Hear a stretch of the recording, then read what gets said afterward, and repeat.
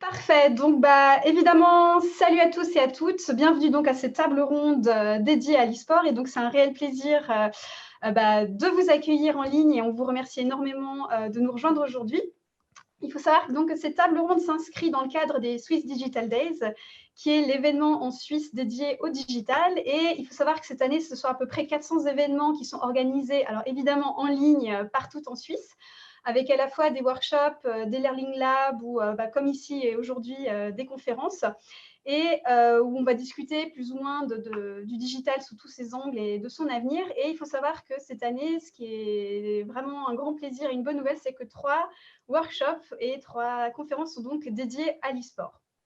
Je suis donc Marie Roumignani, assistante doctorante à l'Académie du journalisme et des médias de Neuchâtel, la JM, également conseillère scientifique à la RTS sur les questions d'innovation et puis aussi évidemment fan de jeux vidéo. Et c'est avec un énorme plaisir que je vais modérer cette table ronde qui est composée, comme on peut voir, vraiment d'un très beau, c'est un très beau panel et vraiment une belle line-up pour discuter du e-sport. Alors, j'ai des petites précisions pour vous. Donc, c'est vrai qu'on va beaucoup parler, mais votre voix compte. Et vous serez donc mis, les spectateurs, à contribution pendant les débats. Donc, vous pourrez poser des questions. Normalement, vous voyez en bas le Q&A. Donc là, vous pourrez poser directement vos questions. Et à la fin des débats, on va réserver à peu près 10 minutes pour y répondre. Donc, vraiment, n'hésitez pas à commenter et à intervenir. Et puis, évidemment, tradition oblige, il faut remercier les partenaires et co-organisateurs sans qui, évidemment, cet événement n'aurait pas pu avoir lieu. Donc, évidemment, gros remerciements aux Swiss Digital Days pour nous avoir laissé l'opportunité de monter cette table ronde quelque peu particulière en ligne. L'IMI, qui est donc l'initiative pour l'innovation dans les médias, et particulièrement son directeur Mounir Krishan, qui est aussi avec nous en ligne, avec qui on a travaillé d'arrache-pied pour monter cette table ronde. Évidemment, la JM pour le soutien sous toutes ses formes, et puis évidemment en tant que partenaire et co-organisateur, la RTS et la RTS e-sport, qui est, comme vous pouvez le voir, plutôt bien représentée aujourd'hui dans notre panel. Et enfin, à gros titre personnel, je vais faire un énorme clin d'œil à David Javet et à Nick Rocha de l'Unil Game Lab pour leurs très, très précieux conseils. Et aussi, une énorme pensée pour les équipes du Festival Numérique Games d'Yverdon dont on a appris l'annulation en début de semaine. Donc, on vous dit à l'année prochaine et vous pouvez vraiment compter sur nous pour y être et on sera là. Mais donc, évidemment, place au débat de ce début d'après-midi. Et il est vrai que peut-être pour beaucoup d'entre vous, l'e-sport est peut-être quelque chose que vous connaissez, mais peut-être aussi pour une autre partie, c'est encore quelque chose d'assez obscur ou de pas encore très, très clair. Mais ce qu'il faut savoir, c'est que les compétitions de jeux vidéo n'est pas quelque chose de nouveau en soi. On estime que ça fait à peu près, on va dire, si je me trompe, à peu près 25 ans que cela existe. Et pour les plus anciens, voilà, je me mets aussi dedans. C'est vrai que c'était plutôt à la base des après-midi à jouer dans les salons où on se passait les manettes, ou alors les LAN parties, pour ceux aussi qui connaissaient, où c'était des tournois où on vient physiquement avec son ordinateur et on jouait en réseau local. De fait, on connectait les ordinateurs entre eux pour y jouer. Mais c'est vrai que l'arrivée d'Internet et puis évidemment aussi de consoles, d'ordinateurs et puis aussi de téléphones portables toujours plus performants et encore plus puissants. Et tous ces facteurs ont fait que ça a complètement bouleversé le gaming et les pratiques de gaming. Donc, c'est vrai qu'aujourd'hui, on peut jouer à plusieurs centaines sur une même partie, à des milliers de kilomètres de distance. On voit aussi, par exemple, dernièrement, le Zevent, organisé par le streamer Zerator, qui a levé plus de 5 millions d'euros au profit d'Amnesty International avec l'aide d'à peu près de 50 streamers. Ou encore, pendant le dernier confinement, on a vu des commentateurs sportifs de la RTS qui ont commenté des courses virtuelles ou qui étaient disputées par de vrais sportifs. Et ce qu'il faut savoir, c'est qu'en 2020, il est estimé à peu près que l'e-sport attirait près d'1 demi-milliard de spectateurs et générait près d'1,1 milliard de dollars de revenus. Donc, on voit qu'on a une véritable professionnalisation des compétitions. On a des joueurs et des joueuses de plus en plus professionnalisés qui se retrouvent sous contrat de sponsoring, avec une mutation aussi à la fois des sports traditionnels et puis voilà aussi du gaming, et on va dire un accès de plus en plus facilité et aisé pour voir ces compétitions en ligne grâce évidemment à Twitch et à YouTube et à cette montée évidemment spectaculaire des streamers. Et ce qui est intéressant, c'est qu'on voit à la fois des compétitions au niveau local jusqu'à des stades bondés en Corée. Donc on voit que c'est vraiment une véritable révolution à la fois sportive, digitale, culturelle et sociétale. Donc, c'est pour ça que cet après-midi, on a vraiment un immense plaisir d'accueillir 5 invités qui vont chacun et chacune représenter ces différentes facettes de cette transformation du e-sport. Et ils vont vous éclairer pendant 1 heure autour de ce sujet. Et vu qu'également que le thème des Digital Days cette année, c'est quel avenir nous désirons, donc, c'est aussi un bon moment pour nous toutes et nous tous de réfléchir sur les futurs et en dessiner les contours en tant qu'à la fois de médias, sport et en même temps en tant qu'objet culturel, évidemment toujours avec la question de la pluralité. Donc, sans plus attendre, donc, je vais vous présenter nos invités et notre panel. Et également, à la fin de chaque présentation, ils et elles vont vite, rapidement nous dire quel jeu les a poussés en fait, à rentrer dans le e-sport. Donc, tout d'abord, on a le plaisir d'accueillir Noël des jeux, plus connu sous le nom de Psycho Hugger. Donc, Noël était anciennement responsable de la communication à la Fédération suisse d'e-sport et elle soutient notamment aussi les départements communication et événements de l'association Lausanne e-sport et, plus important encore, elle anime désormais l'émission hebdomadaire Whisper sur RTS e-sport. La parole est à toi, Noël. Merci beaucoup, ouais, c'est bien juste. Et voilà, pour répondre à ta question, le jeu qui, moi, m'a vraiment lancé dans l'e-sport, League of Legends, clairement. Le grand classique. Un grand classique, pas de doute possible, c'était celui-là. C'était en quelle année hein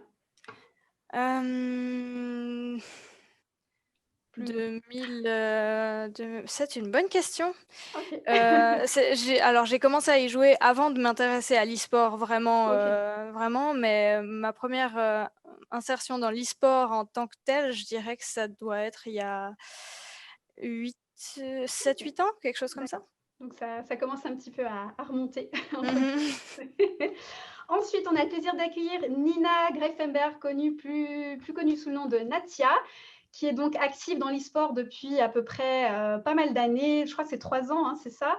Et Nina est surtout arbitre et elle fait également partie de la Fédération suisse d'e-sport ainsi que de la Swiss Made Games League. Nina, même question. Alors, bonjour. Donc, alors, j'ai pas vraiment de jeu qui m'a. Enfin, League of Legends, c'est le premier jeu e-sport auquel j'ai joué, mais c'est pas lui qui m'a fait rentrer dans l'e-sport. C'est pas du tout comme ça en fait que je suis. C'est pas du tout par le jeu vidéo que je suis rentrée dans l'e-sport. C'était d'une manière un petit peu plus détournée. Donc voilà. Ok, on pourra sans doute en reparler pendant le débat. Depuis Paris, on a le plaisir d'accueillir Nicolas Besson. Donc, c'est vraiment un énorme plaisir de pouvoir t'accueillir dans notre table ronde. Donc, Nicolas, tu es maître de conférence en sciences du sport à l'Université de Paris. Et donc, tes travaux portent autour de la sociologie de l'e-sport. Puis, c'est quand même quelque chose que tu fais depuis une dizaine d'années. Et parallèlement, tu es vice-président de l'association France e-sport qui réunit l'ensemble des acteurs associatifs et économiques de l'e-sport sur le territoire français. Puis, Nicolas, même punition, il faut répondre à cette question. Déjà, merci beaucoup pour l'invitation et bonjour à toutes et à tous. Et moi, c'est par StarCraft en 98 que j'ai découvert l'e-sport et à une époque, on n'en parlait pas de cette manière-là, mais ça a été mes premiers contacts et après, bien plus tard, par les jeux de combat et notamment une licence qui est Mortal Kombat. Voilà. Gros coup de cœur aussi. Ensuite, on a Maxime Forer qui est président du Neuchâtel Xamax e-sport depuis juillet 2019.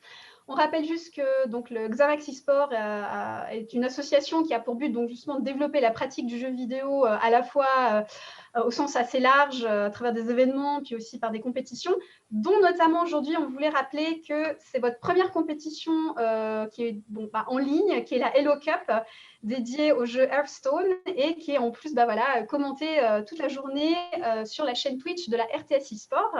Bonjour Maxime, et puis même question aussi. Bonjour, merci pour l'invitation. De rien. Alors, j'aimerais juste c'était prévu que ça soit casté sur la RTS eSport, mais malheureusement, c'est sur notre chaîne Twitch à nous, donc Xamax eSport. Désolé de ne pas t'avoir donné les renseignements plus tôt. Pas de souci. Sinon, pour moi, le jeu qui m'a fait vraiment rentrer dans le e-sport, c'est Overwatch. Ok. Et ça, c'était à partir de 2016, plus ou moins, depuis la sortie du jeu. Ok, on voit que chaque jeu a plus ou moins une clé d'entrée très différente et à des années complètement différentes. Et enfin, last but not least, donc Stéphane Laurenceau, qui est animateur, journaliste et producteur à la RTS. Donc, on connaît bien Stéphane en tant que défenseur et très engagé pour défendre vraiment cette culture gaming et digitale en Suisse romande. Et on sait que donc depuis 2013, tu animes l'émission hebdomadaire Point Barre sur Couleur 3 et tu es également donc rédacteur en chef de RTS eSport. Merci beaucoup Stéphane. Et puis aussi la même question par rapport à l'e-sport. Est-ce qu'il y a un jeu qui t'a permis de rentrer ou de t'intéresser à l'e-sport de manière générale, merci. Bonjour aussi à tout le monde. Oui, alors je vais rejoindre un peu Nicolas. Moi, la première fois que j'ai fait de l'e-sport, c'était avec des Game Boy qu'on avait avec un câble Link pour jouer à Tetris à 2. Après, il y a eu Quake, il y a eu Unreal qui a donné lieu au Unreal Engine qui régit une partie de l'industrie aujourd'hui. Puis on jouait à Genève, notamment. On allait à Artamis qui n'existe plus, mais c'était quand même un petit peu alternatif. On était déjà un peu habitué à être en marge et on allait se faire des parties en réseau à 2 francs le verre de thé froid, je crois. C'était vachement bien. Bon, on voit que c'était, je dirais pas une autre époque, mais c'est aussi. Si, tout à fait. Mais c'était toujours des joueurs. C'était encore, c'est les mêmes qu'aujourd'hui. Ça, c'est. Voilà. Je voulais répondre Fortnite pour faire une blague au début, mais non. Voilà. Bon, ça aurait été quand même assez chouette. Donc, voilà. Merci en tout cas. C'était une petite présentation. On va rentrer un petit peu maintenant plus dans le vif du sujet. Donc, on va passer d'abord à une première partie pour un peu revenir sur les principes et quand même quelques fondamentaux du e-sport, parce qu'on va voir que c'est quand même un écosystème très riche et puis très varié. Donc, tout d'abord, ce qui est assez étonnant, c'est qu'en 2019, selon un rapport de l'OFSPO, donc qui est l'organisme fédéral du sport, donc cet organisme n'a pas reconnu le e-sport comme un sport dans le sens traditionnel, mais plutôt comme une culture du jeu numérique. Donc, c'est on va commencer par une question philosophique, c'est finalement, alors, est-ce que le e-sport, c'est bien un sport ou est-ce que c'est une culture? Et est-ce qu'il existe donc des critères objectifs ou subjectifs pour bien définir, pour vraiment décrire que c'est un sport? Donc, la parole est à vous. Donc, je ne sais pas, est-ce que peut-être Nina ou Nicolas ou Stéphane, si vous voulez vous emparer de la question, n'hésitez pas. Alors, déjà j'aimerais dire que même si l'OFSPO, je vais y arriver, un peu compliqué à dire, ne l'a pas reconnu comme un sport, Genève reconnaît l'e-sport comme un sport. L'association genevoise des sports a reconnu l'e-sport et a accepté en tant que membre Geneva eSport, donc la fédération genevoise d'e-sport. Alors, je ne me souviens plus quand c'était, il me semble que c'était en 2018. On était d'ailleurs allé leur présenter l'e-sport, on leur avait fait jouer à Mario. C'était très drôle, mais en tout cas, ça les a convaincus qu'effectivement, il y avait, que si on n'avait pas d'entraînement, que si c'était la première fois qu'on prenait une manette en main, c'était très compliqué de pouvoir s'en sortir. Donc voilà, c'est considéré comme un sport à Genève. Après, en tout cas, de mon point de vue, les deux visions un côté culturel, je pense pas que le fait que ce soit culturel automatiquement enlève le fait que ce soit un sport. Les deux, pour moi, peuvent cohabiter, peuvent coexister. On voit ça aussi avec le rugby, par exemple. Il y a toute une culture autour du rugby. Donc voilà, c'est pour moi. Après, au niveau de qu'est-ce qui pourrait en faire un sport, il y a tout le côté stratégie, il y a tout le côté entraînement, mémoire musculaire. Sur League of Legends, certains personnages, on doit faire des combos de sorts pour pouvoir bloquer ou réussir à je me souviens plus du terme en français, on va dire le tuer le personnage en face.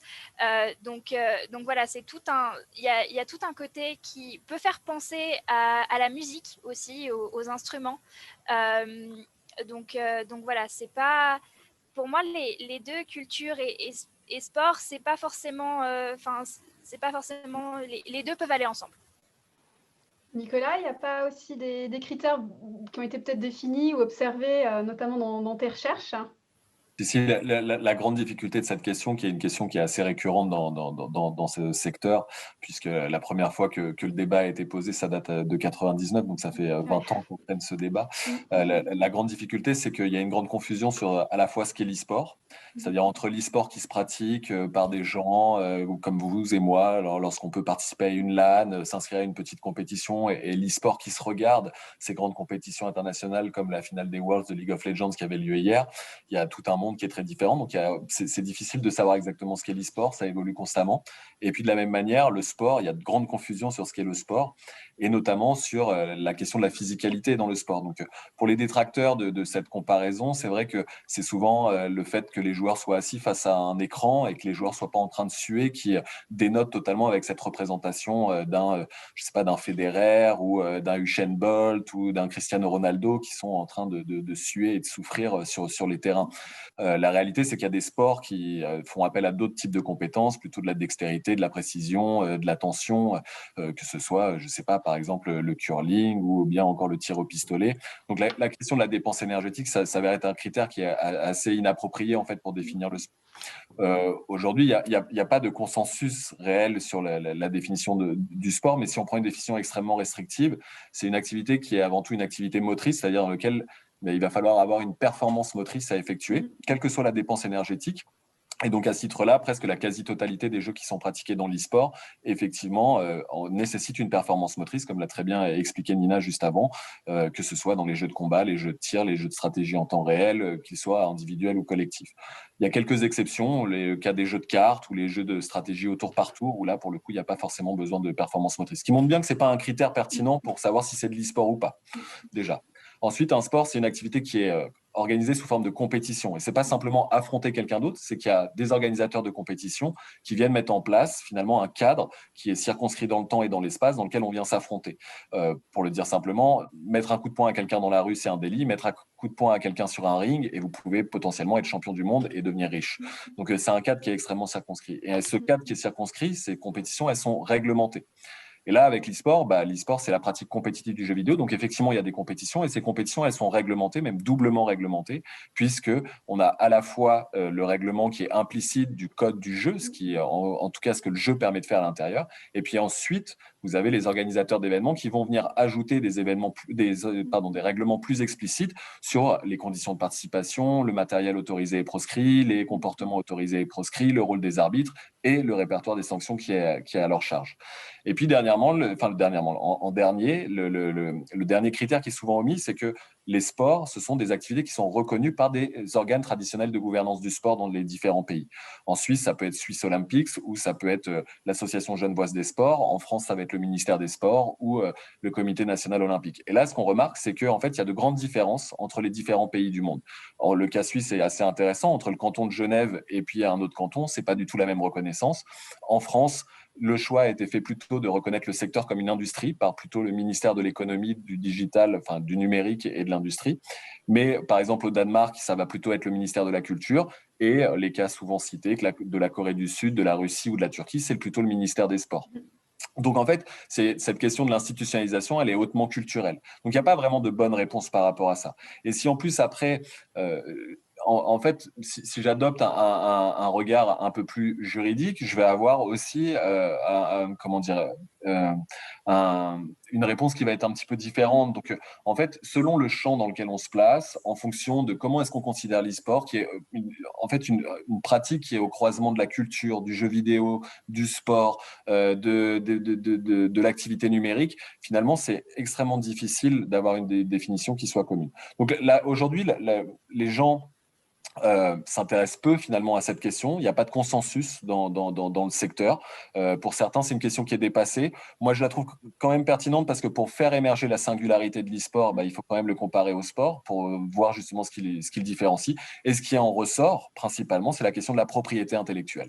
C'est qu'aujourd'hui, l'e-sport se pratique sur des jeux vidéo dont la propriété intellectuelle appartient à des éditeurs de jeux. Si je veux demain créer un tournoi de basket, je peux créer ce tournoi de basket. Le basket appartient à personne. Si je veux demain créer un tournoi sur League of Legends, il faut que je demande l'autorisation à Riot Games. Donc ça, c'est certainement l'une des différences majeures et qui rapproche certainement l'e-sport bien plus d'une industrie comme celle du cinéma, où si je veux exploiter le film Avengers, il va falloir que je demande à Marvel l'autorisation d'exploiter leur film. Ça va être la même chose avec l'e-sport. Donc c'est là où on va avoir, d'un point de vue juridique, une vraie différence entre le sport et l'e-sport. Donc, on reviendra d'ailleurs sur cette question d'arbitrage et puis comment on codifie en fait avec Nina un peu plus tard. Et ce qui est intéressant, c'est qu'on voit que c'est des contours extrêmement flous. Ce qui est aussi intéressant, c'est de se dire finalement quelles sont les différentes disciplines dans l'e-sport et puis qui dit différentes disciplines, on va dire qu'il y a aussi différents profils de joueurs et de joueuses. Donc, ce serait intéressant là, que vous nous expliquiez, Maxime, Noël, puis aussi Nina et Stéphane, un peu voilà, ces différentes caractéristiques, ces différents nuages, on va dire, de profils et de types de jeux. Alors, on n'est pas forcément tous d'accord sur qu'est-ce qui constitue l'e-sport, même dans l'e-sport, comme Nicolas vient de le dire. Mais actuellement, en tout cas, ce qui est quand même plus ou moins admis, c'est les jeux de combat. Les jeux par exemple League of Legends, donc les MOBA, Heroes of the Storm aussi. Et aussi, il y a le speedrun. Bon, lui, il est des fois un petit peu plus débattu dans les milieux, mais le speedrun, c'est-à-dire finir un jeu le plus rapidement possible. Et ça, justement, bon, on y reviendra certainement après quand on parlera de l'arbitrage. Mais là, on est autorisé à utiliser tous les bugs du jeu. Donc, par exemple, pour Skyrim, jeter une assiette contre un mur pour pouvoir passer à un endroit. Donc voilà, ça c'est des différentes disciplines qui me viennent en tête. Par contre, il m'en manque beaucoup. Donc, je ne sais pas si Noël ou Maxime, vous je pense avez qu'il y a autant... celle qui me manque. Je pense qu'il y a autant d'e-sport que de jeux, en fait. On a vu là avec un jeu qui s'appelle Fall Guys, qui est un succès incroyable. Des gens pensaient déjà commencer à l'entreprendre dans une forme de compétition e-sport avec des top 1, des top 58, etc. C'est là où c'est aussi un peu particulier. Je rejoins Nicolas. C'est dépendant d'éditeurs, mais c'est aussi dépendant de la communauté qui va décider, de par les influenceurs, de par le marketing, de par tout ce qu'on connaît aujourd'hui qui régit Internet, qui fait que c'est vraiment un terrain très, très, très mouvant comme ça. Un jour, d'un seul coup, il y a des gens qui se rappellent qu'il y a un jeu qui s'appelle Among Us qui est sorti. Il est sorti il y a 1 an et demi. Et puis, c'est le jeu le plus streamé. Les développeurs étaient en train de développer le 2 parce qu'ils avaient fait un échec avec le premier. Donc, c'est la communauté qui est beaucoup manipulée. Ça, je tiens quand même à le dire parce que je défends le service public, qui est beaucoup manipulée par des algorithmes, par des budgets marketing, qui du jour au lendemain va décider que c'est plus Fortnite, c'est ce jeu-là ou c'est un autre jeu, alors qu'il y a quand même quand on parle du CIO, moi j'habite à 50 mètres, je rigole parce que je me souviens que le snowboard a mis des années à arriver au CIO, alors qu'il y avait des gens qui faisaient des choses bien plus spectaculaires que certains qui font du sport depuis des siècles. On a aussi des fabricants d'energy drinks qui n'ont pas attendu que le CIO reconnaisse la course de voltige aérienne comme un véritable sport, parce que oui, il faut des facultés, il faut de l'entraînement. Donc voilà, toutes ces choses-là sont en train de se faire dans une société qui est en plus en train de se perdre et de se chercher en même temps. Donc voilà, l'e-sport a une carte à jouer. Malheureusement, il y a beaucoup d'acteurs, il y a beaucoup de force et beaucoup d'énergie qui tirent chacune plus ou moins dans leur coin. Donc au final, on est là aujourd'hui à se demander où va l'e-sport. Alors justement, si on se recentre sur les joueurs et les joueuses, justement, en termes d'habitude, en termes de comment est-ce qu'ils regardent aussi, parce qu'il y a aussi à la fois cette différenciation entre joueurs, joueuses, et puis aussi spectateurs et personnes qui regardent, c'est quand même aussi peut-être une petite nuance.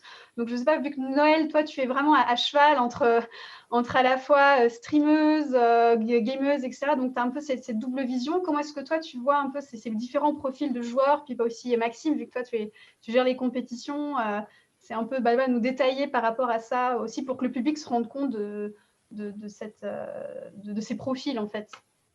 Donc juste pour compléter la question précédente, on peut citer quand même un grand chercheur qui a fait un document très très complet sur les différents jeux e-sport qui existent, qui mérite peut-être une mise à jour du coup avec les très récents jeux, mais Nicolas qui est avec nous a fait un document extrêmement complet qui répertorie une grande partie des jeux qui font partie de l'e-sport. Donc si ça vous intéresse, j'ai mis le lien dans le chat pour les participants.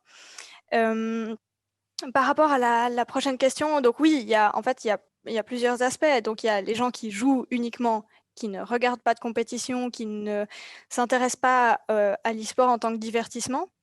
Il y a les joueurs qui vont vouloir faire de la compétition et qui vont participer ensuite à des compétitions, qu'elles soient en ligne ou qu'elles soient en physique. Et qui vont vouloir pousser un peu plus loin l'aspect compétitif. Et il y a ceux qui jouent et qui regardent. Il y a ceux qui regardent uniquement. Je connais des gens qui regardent uniquement des compétitions ou du contenu de divertissement autour de l'e-sport sans être joueurs eux-mêmes. Donc on a un peu tous ces aspects. Il y a à mon avis, l'e-sport devient une forme de divertissement en elle-même, en fait. Ça peut être, au lieu de regarder un film, on va regarder une compétition. Au lieu voilà, de regarder notre série, on va regarder un stream. Donc ça devient à part entière, en fait, un divertissement. Il y a aussi tout le côté e-sportainment dont on parle pas mal en ce moment. Bah, voilà, comment rendre l'e-sport approchable et divertissant pour le public. Je pense qu'il y a aussi dans les jeux e-sport qui fonctionnent très bien, il y a un côté où le jeu est facilement regardable, facilement compréhensible. Et puis voilà, ça rend le jeu praticable pour les joueurs, mais aussi abordable pour les spectateurs. Pour rajouter quelque chose, je me suis aperçu, avec ma vieille expérience, peut-être que Nicolas va me rejoindre, mais c'est vrai que ça fait un moment que le service public, les médias traditionnels, hein, print, télé, radio, on se demande comment aborder cette culture parce que c'est vrai que c'est souvent Stéphane, comparé. si jamais on va en parler un peu plus tard sur Marché de les... niche, mais Oui. j'ai perdu ce que je voulais dire malheureusement, mais c'est par rapport c'était un rebond, ma foi, c'est pas grave, c'est parti à la Non, mais bonne. si disons, c'est par rapport aux médias, etc. On a vraiment toute une partie très concentrée là-dessus, donc pas de souci. On va revenir là-dessus, pas de problème. C'est pas grave, je la Si, rattraperai. et si je peux donner un exemple concret de ce que vient de dire Noël par rapport à l'approchabilité et la compréhension du jeu, nous on avait vu ça avec sur la finale de la saison 1 de la Swissmade Games League, où le jeu sur laquelle la finale était disputée, je crois que j'ai fait une erreur, sur lequel la finale était disputée, c'était Retimed. Et en fait, c'est un jeu indépendant suisse. Donc, c'est des petits personnages et on se tire des balles dessus. Et contrairement à Call of Duty, où c'est très. Où au niveau du visuel du jeu, c'est un visuel très proche de la réalité. Là, c'est pas du tout le cas. C'est rose. Enfin, il y a des endroits qui sont rose bonbon. Enfin, voilà. Et en fait, dans la salle, il y avait des gens qui connaissaient le jeu et des gens qui ne le connaissaient pas du tout. Quand on est arrivé à la finale avec les meilleurs joueurs suisses, toute la salle, on sentait la tension dans la salle et tout le monde retenait sa respiration quand on est arrivé à la fin, à la dernière partie. Alors que les gens ne connaissaient pas le jeu, certains ils avaient peut-être une quarantaine d'années, ils jouaient pas trop aux jeux vidéo, et voilà, c'était un moment assez intense en fait de le voir comme ça sur un jeu qui est très facile à comprendre, mais qui est aussi très nerveux. Donc, Je rattrape juste mon truc. Ce que je voulais dire avec Nicolas, avec son expérience et la mienne, c'est je me rends compte qu'on cherche le jeu vidéo a été montré du doigt pendant des années. Et en fait, c'est ni nous, le service public, ni les médias, etc., qui polissons un peu cette industrie. C'est le marketing qui dit dorénavant, moi, ça ne me dérange pas de donner 200 000 $ sur ton événement, mais tu vas arrêter avec les t-shirts kaki, les militaires, etc. Tu vas me mettre des couleurs pop, des choses un peu plus ouvertes. Et je m'étonne, et en même temps, c'est logique, c'est le marketing aujourd'hui, c'est l'argent investi dans ces championnats, ces compétitions, qui fait que les éditeurs, s'ils veulent avoir cet argent, ils sont obligés de rabaisser le niveau de violence, rabaisser tout ça. C'est dommage, mais ma foi, quelque part, c'est pas étonnant. On retrouve ça partout. Voilà, c'était ma petite parenthèse. Je sais pas si Nicolas me rejoint, mais j'ai l'impression que c'est eux qui ont donné le ton, quoi, quand même, quelque part. Disons qu'on va garder ces réflexions, notamment sur l'évolution pour la suite, parce qu'on va voir qu'on a toutes ces questions d'inclusivité, de démocratisation justement du jeu, où il y a de nouveaux publics aussi qui investissent, donc comme Noël ou Nina puis, ont bien souligné. Donc, ce qu'on ressent par rapport à cette première introduction, c'est qu'on voit quand même que le monde de l'e-sport est beaucoup plus complexe, avec, comme vous l'avez tous illustré, des acteurs venant chacun de différents horizons. Donc, à la fois, on a ce côté associatif qui est quand même assez dans le local, l'esprit communauté, avec des tournois plutôt amateurs. Et puis, on rentre dans une partie beaucoup plus, on va dire, privée, ancrée à la fois dans l'international, avec des financements de plus en plus élevés, des contrats, les questions de sponsoring, des marques qui sont plus ou moins éloignées du gaming, avec sans doute, et vous pourrez sans doute nous l'expliquer, beaucoup plus de pression. Pour moi, c'est un peu de savoir, en tant que joueur et de joueuse, comment est-ce qu'on arrive à évoluer dans un tel paysage. On voit que c'est très morcelé, beaucoup de pression, beaucoup de tension quand même qui montent, mais en même temps aussi cette envie de plaisir, de retrouver quand même des sensations à la fois de jeu, vraiment de plaisir et de partage. Donc, comment est-ce qu'on peut arriver à s'y trouver actuellement en tant que joueur et joueuse Par exemple, Maxime, comment est-ce que toi, tu arrives à gérer cet équilibre par exemple, même quand tu organises un événement comme un tournoi comme aujourd'hui, comment on arrive à trouver cet équilibre? Alors oui, effectivement, moi je pense que c'est un équilibre qui peut être très, très difficile à gérer. Surtout que, ben voilà, on a vu aussi ces dernières années, il y a des jeux qui sont sortis, notamment Overwatch. Enfin, j'ai pas mal suivi la scène, du coup, je vais donner cet exemple-là, où il y a des gens, des jeunes qui jouaient depuis chez eux et puis qui se sont retrouvés dans des équipes. Et du jour au lendemain, ils se sont retrouvés avec des salaires de plusieurs dizaines de milliers de dollars, avec des cash prizes sur des compétitions à plusieurs millions, à jouer devant des centaines de milliers de viewers et devant des fois des dizaines de milliers de personnes en live. Et je pense que cette évolution rapide, ça a pu être, enfin, pour beaucoup, il y a eu des burn-out, il y a eu des dérapages pour plein de choses. Enfin, je pense qu'on a eu des problèmes, on ne va pas forcément tous les citer, mais je pense que oui, effectivement, je pense que c'est quelque chose qui n'est pas encore vraiment pas encadré et où on commence à en prendre conscience que ces dérapages-là peuvent avoir lieu. Après, nous, à notre niveau, on n'est pas encore face à ce genre de problème du tout. Enfin, ça reste des cash prizes qui deviennent importants, mais qui sont pas encore complètement démesurés. On n'a pas une visibilité non plus en Suisse qui dépasse l'entendement. Enfin voilà, sur notre tournoi, là, on était au maximum. Enfin, je ne sais pas comment ça évolue maintenant, mais on était au maximum entre 60 et 70 viewers. Donc, c'est pas des foules en délire non plus quand même. Après, oui, je pense qu'il faut faire attention à ces dérapages-là. C'est clair que nous, on essaie d'y prêter attention et clairement, moi, ça fait partie des choses auxquelles j'ai envie de supporter mes joueurs, en tout cas, face à ça, si ça devait évoluer. Je pense que c'est quelque chose de très, très important à prendre en compte et que ça peut arriver très, très vite, en fait. Très, très vite. Est-ce que donc justement, vous le sentez aussi, je pense notamment à Noël, Nina, ou même Nicolas ou Stéphane, est-ce que vous avez aussi peut-être eu des contacts ou des rapports par rapport à ces questions d'augmentation de pression, de changement en tant que joueur dans un tel paysage? Alors, j'étais pas joueuse, mais par contre, j'ai fait partie de Ballet e-sport. Je faisais partie du comité et effectivement, alors, enfin, je rentrerai jamais dans les détails, mais effectivement, on a pu voir des joueurs qui pouvaient parfois se retrouver en difficulté, aussi avec les heures d'entraînement, adapter l'entraînement aux études ou au travail. Tout le problème aussi du coaching des joueurs, on appelle ça comme ça quand on essaye d'amadouer un joueur pour qu'il rejoigne notre équipe. Donc, enfin, tous ces problèmes-là, on a pu en avoir. Après, le jeu vidéo, comme il est assez souvent utilisé comme un échappatoire, c'est aussi un endroit où on peut avoir des personnes qui se retrouvent avec des difficultés, on va dire, psychiques. Et du coup, ça, c'est aussi quelque chose qu'on doit prendre en compte quand on s'occupe de joueurs, quand on fait partie d'une équipe, quand on fait partie du management d'équipe. C'est quelque chose auquel on doit faire attention parce que la personne, elle peut jouer parce qu'elle aime bien le jeu ou elle peut jouer parce qu'elle essaye de fuir quelque chose. Et là, ça peut devenir rapidement problématique et les émotions peuvent devenir très fortes s'il y a des problèmes dans l'équipe. Donc voilà.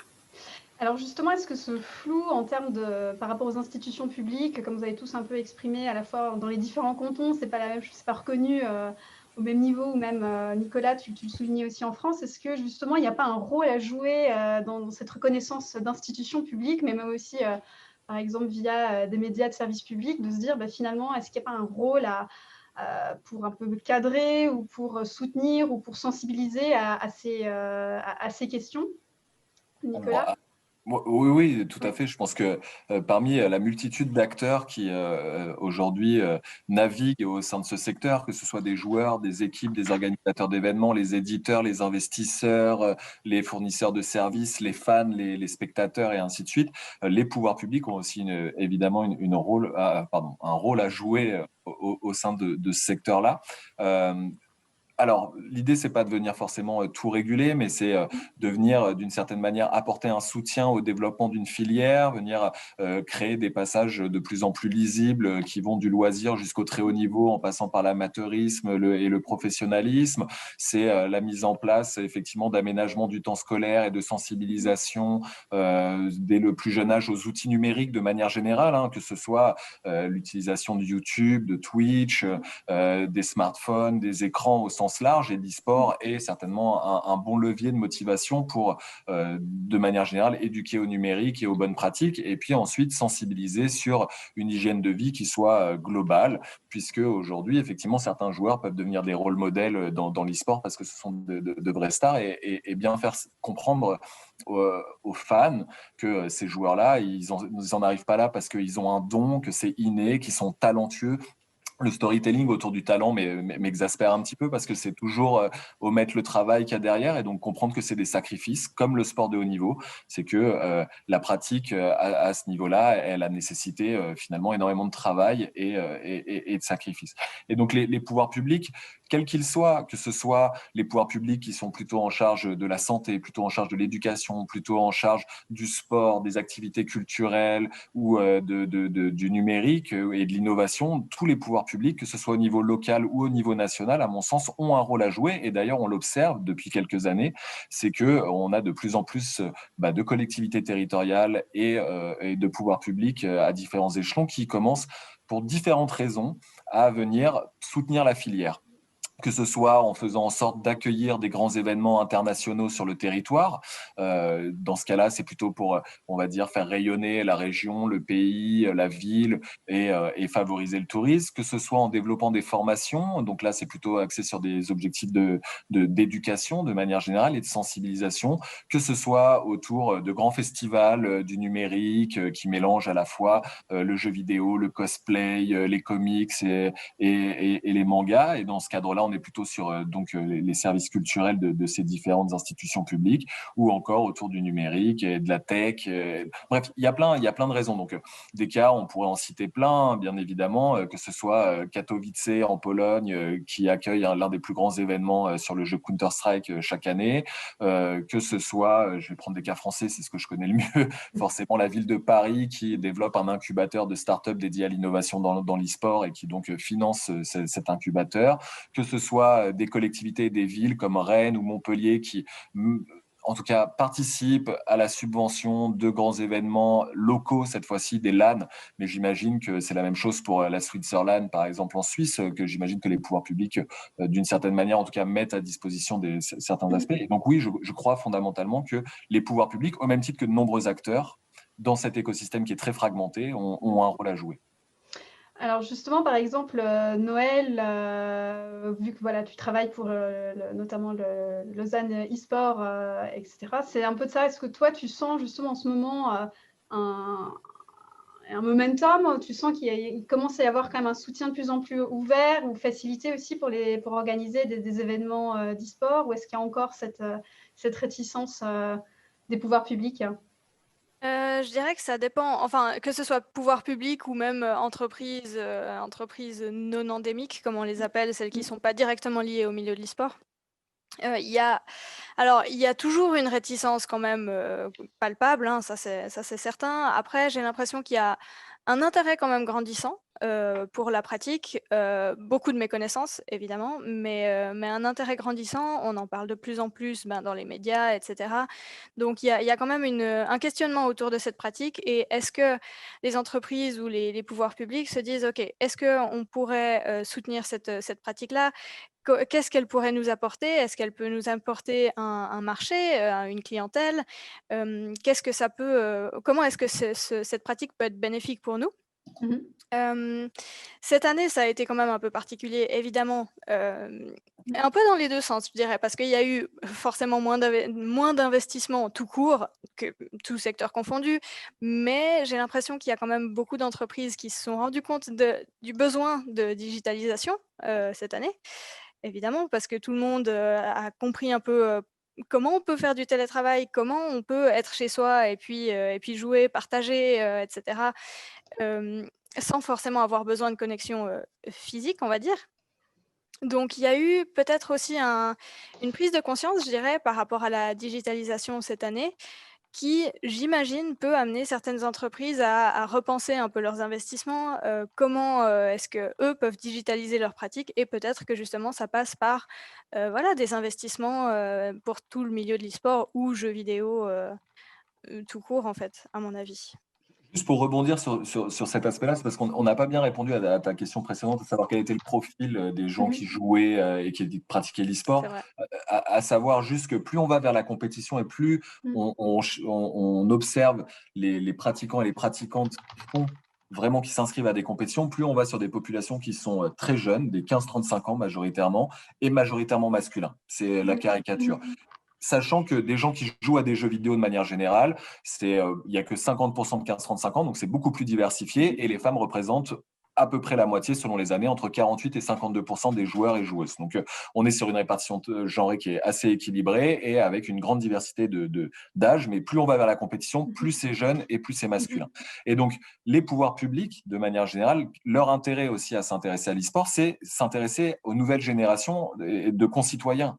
C'est aussi ça, c'est qu'aujourd'hui, ce qu'on observe, c'est que les nouvelles générations, elles ont une pratique. Soit les pouvoirs publics décident de fermer les yeux, de mettre des œillères et disent non, non, ça n'existe pas, il faut qu'on continue à faire d'autres choses et on s'en occupe pas. Et à ce moment-là, la pratique, elle continuera malgré eux. Soit les pouvoirs publics se disent ok, cette pratique-là, il y a un engouement pour elle et il y a énormément de jeunes générations qui s'y intéressent et c'est une pratique qui est avec un secteur qui est très fragmenté, très éparpillé, et sur lequel il y a un besoin finalement à la fois d'éduquer et potentiellement d'en faire un levier pour plein d'autres choses. Donc c'est aussi pour ça qu'on voit que les institutions publiques et les gouvernements aujourd'hui s'intéressent à cette pratique. L'argument que j'ai sorti quand on a lancé RTS eSport, c'était une news que j'avais faite dans mon émission. Je crois que c'est en Finlande ou dans un pays nordique, où le ministre est arrivé en disant on ne peut plus faire comme si ça n'existait pas. L'e-sport est en train de changer le quotidien de millions de jeunes à travers la planète. Donc il faut qu'on soit là pour le cadrer, pour l'accompagner. Et puis voilà, je trouve que c'est une approche un peu plus juste. Mais effectivement, on ne peut plus faire comme si c'était pas là. Moi, j'ai plein de gens qui me disent ouais, les jeux vidéo, je joue pas. Quand je leur demande de montrer ce qu'ils ont dans leur poche sur le téléphone, ils ne veulent pas me le donner. Donc, et puis dire j'aime pas les jeux vidéo, c'est dire j'aime pas m'amuser parce que là, on a appris récemment que 51% de la planète joue aux jeux vidéo. Donc, ça y est, on a passé le cap. Alors après, ça peut être du Candy Crush, etc. Peu importe, on s'amuse, on est sur un écran. C'est un peu la définition du jeu vidéo à la base. Alors peut-être justement un élément qui pourrait, on va dire, aider à accepter sa part de gamer qui est chacun en Ce soi, n'est c'est pas ça, vrai là. que donc, notamment, par exemple, c'est vrai que c'est l'intérêt des médias autour, enfin, on va dire des médias plus classiques par rapport au gaming, puis évidemment au e-sport. Mais c'est vrai que historiquement, on va dire que l'e-sport était intimement et reste quand même très intimement lié avec les plateformes de streaming comme Twitch, YouTube, sans compter évidemment les diffusions sur les sites des éditeurs ou même sur Steam, par exemple, ou même les sites des sponsors.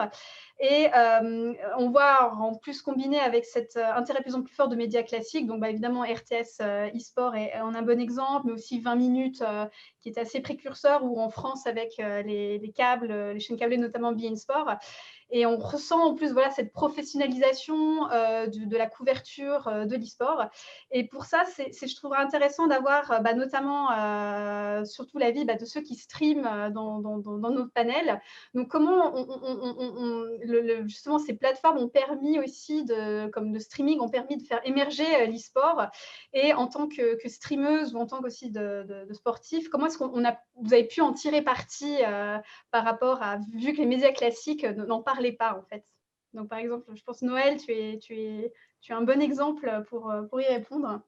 Bon, pour ma part, le streaming, c'est assez récent, hein. Je veux dire, ça date d'il y a 2 mois sur RTL Sport. C'est pas quelque chose que j'ai fait des années durant, donc je me permets pas de me qualifier de streameuse pour l'instant.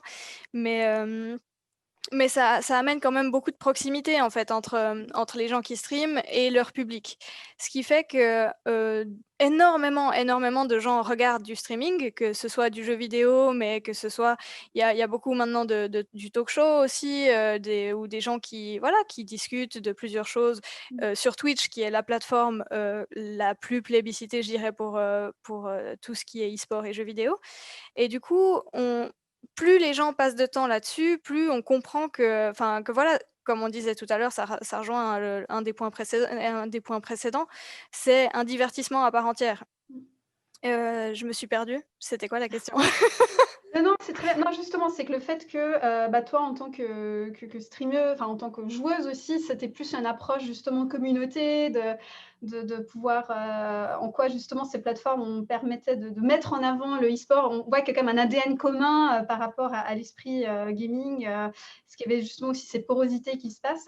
Mmh. Et peut-être, par exemple, Maxime, par rapport à un événement, ou des événements comme ça, de tournois aussi, en quoi justement ces plateformes, sont vraiment des porte-voix pour vous par rapport aux médias plus classiques qui étaient peut-être plus sourds, à tous les événements ou à toute cette culture, de e-sport? Ben, pour moi, c'est assez simple. Enfin, la réponse à cette question est assez Mmh. simple dans le sens Mmh. où ben, on a besoin de deux micros, un ordinateur, une connexion Internet et on peut diffuser le tournoi toute la journée. Enfin, depuis 9h ce matin jusqu'à 22h ce soir, Mmh. il y aura quelque chose sur notre chaîne Twitch. Et en investissement, enfin, on a tous un ordinateur à la maison, enfin, tous les membres de l'association en ont un en tout cas. Et du coup, on peut quasiment tous le faire. Donc, c'est tellement facile en fait que ça serait bête de ne pas le faire. Après, c'est clair que ben, voilà, ça permet aussi facilement d'avoir de la visibilité et ça nous permet justement de toucher d'autres médias et d'avoir accès à ces médias aussi traditionnels. Parce que même si forcément, voilà, faut des fois aller les chercher, mais voilà, une fois qu'aussi on montre un peu, qu'on arrive à prouver qu'il y a des gens qui nous regardent, qu'il y a des gens qui sont intéressés, bah, tout d'un coup, le discours, il est vachement différent où on passe des fois des gens qui nous prennent un peu de haut. Ben voilà, on a tous ces stéréotypes autour du geek, autour du joueur qui restent et qui perdurent. Mmh. Mais justement, avec ces preuves-là et ce qu'on peut amener de ce côté-là, ben c'est aussi, on a aussi accès à ces médias plus traditionnels et c'est ça qui est intéressant aussi. Je pense Alors, que et l'un et l'autre apportent des choses différentes et font vivre aussi notre domaine à leur manière. Mmh. C'est alors complémentaire. exactement. Alors justement, la question de cette complémentarité, Stéphane, c'est aussi hyper intéressant de se dire, en tant que représentant d'un média traditionnel, comment est-ce qu'on rentre en lien avec ces communautés qui ont été, on va dire largement ignorées, des fois, justement, comme disait Maxime, stéréotypées aussi. Comment en tant que média traditionnel, on arrive à créer cette communauté, à rentrer en contact? Et Alors, je vais ouvrir une série de portes ouvertes, hein, mais enfin, les enfoncer plutôt. La première chose qui me vient par rapport à ta question, c'est quelqu'un qui m'a dit à la radio quand je suis arrivé, tu t'adresses pas à des hommes, tu t'adresses pas à des femmes, à des vieux, à des jeunes, tu t'adresses à des cerveaux. Donc, partie de ce principe, on essaie de faire nos produits en imaginant qu'à l'autre bout, il y a des cerveaux. Et puis, ce que je vois aussi par rapport à des années de radio où on est vraiment, c'est sympa, on partage avec des gens, mais on ne sait pas à l'autre bout. Puis c'est quand l'émission s'arrête qu'on reçoit des messages généralement, puis c'est touchant.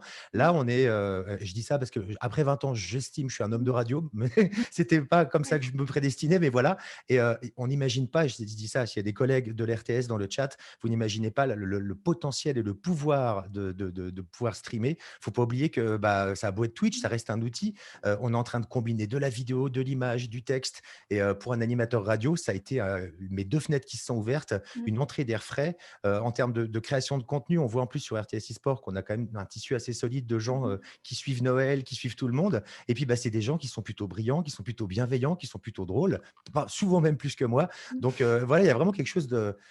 Au début, je l'ai très mal vécu parce que j'étais très service public, attention, on arrive, et puis on l'avait assez mal vécu, ce lancement, techniquement, pour plein de raisons. On est entre nous, on peut le dire maintenant.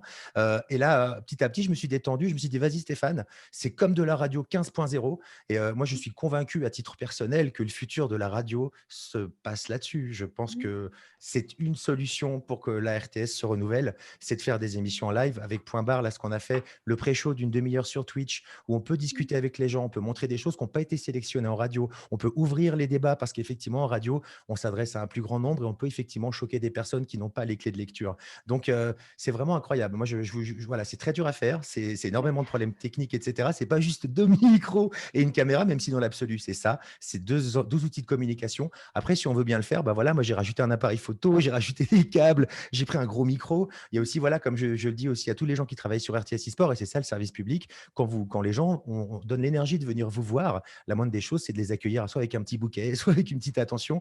Et pour moi, c'est la préparation des sujets, c'est la mise en qualité de l'image, du son, la vraie considération. Puis c'est aussi un débat, enfin un combat que je mène depuis des années, c'est de montrer au grand public que regardez, cette culture, elle est incroyable. Il y a des dizaines de corps de métier, des artistes. Voilà, c'est pas que du jeu vidéo, c'est une nouvelle forme d'expression. Et c'est en ça que je défends aussi le jeu vidéo.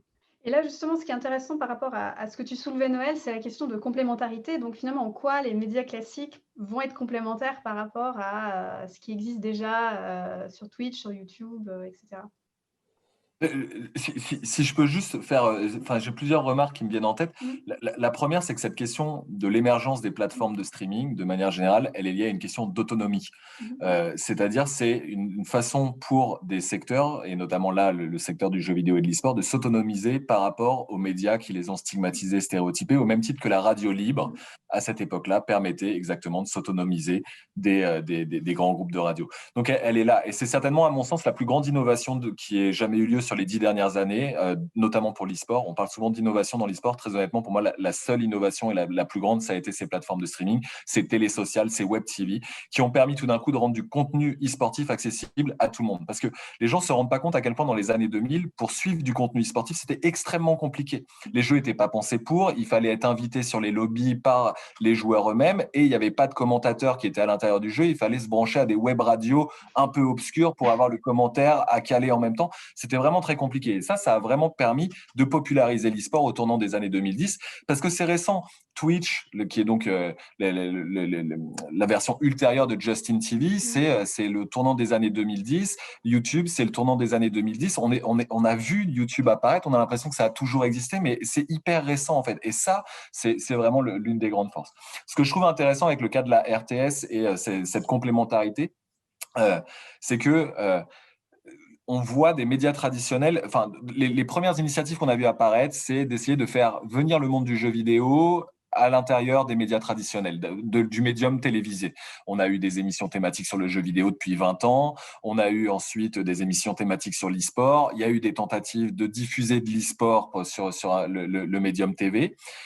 Ce qui est hyper compliqué, je rentrerai pas dans les détails, mais c'est assez peu adapté finalement de retransmettre des compétitions à la télé pour des questions de grille de programme où c'est pas du tout adapté parce que les jeux e-sportifs sont pas du tout à temps limite, mais à point limite, ce qui fait que ça peut perdurer pendant des heures. Bref, c'est pas du tout adapté pour la télé. Mais par contre, les médias dits traditionnels et les médiums, alors donc les médias mais de médiums quoi, là, ce qu'on voit apparaître, et c'est le cas de la RTS, c'est venir finalement sur ces télés sociales, ces plateformes de streaming et on a le cas en France où c'est l'équipe qui a fait ça, qui est le média sportif numéro 1, qui a pris le contre-pied de tous les autres à dire, bah, nous, on va plutôt aller chercher, atteindre cette cible-là que l'on a envie d'atteindre, mais cette fois-ci en reprenant leur code et pas en essayant de les faire venir sur nos propres codes à nous.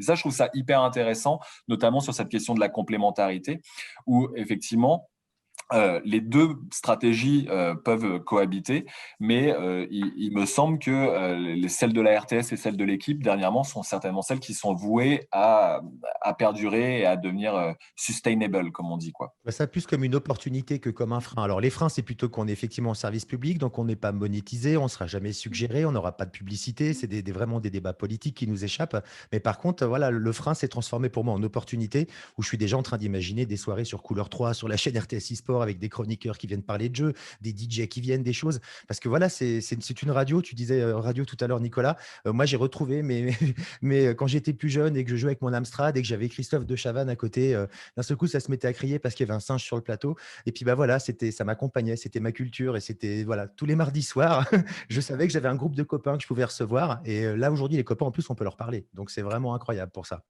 Il n'y a que nous qui connaissons Christophe de Chavannes. Hein, désolé, il a beaucoup fait pour la télé française pourtant. Je suis pas si sûre, mais justement pour cette question très intéressante, où finalement c'est le média traditionnel qui rentre en fait sur ces nouvelles plateformes. Comment ça, culturellement, ça se passe justement à l'interne? Ça, c'est aussi intéressant, c'est aussi des questionnements, comme quoi on voit aussi que le gaming bouleverse aussi les pratiques médiatiques plus classiques. C'est comment est-ce qu'on travaille en fait sur cette nouvelle culture à l'interne? Bah, c'est une autre grammaire et c'est un métier de tous les jours. Donc moi, je suis un peu arrivé avec mes gros souliers. Donc ça a été fait à la télé, ce projet. Donc on est vraiment parti sur une colonne vertébrale télé. Moi, je suis arrivé en me disant non, non, Twitch, c'est léger, c'est radio. Donc il y a eu déjà ce conflit qui s'est mis en place. Aujourd'hui, on est plus comme ça. Et puis, Je ne sais plus exactement la question initiale ou la réponse que tu attendais de moi par rapport à ça, mais au début, j'étais très service public, en train de dire évitez de dire trop de marques, attention à les gros mots, etc.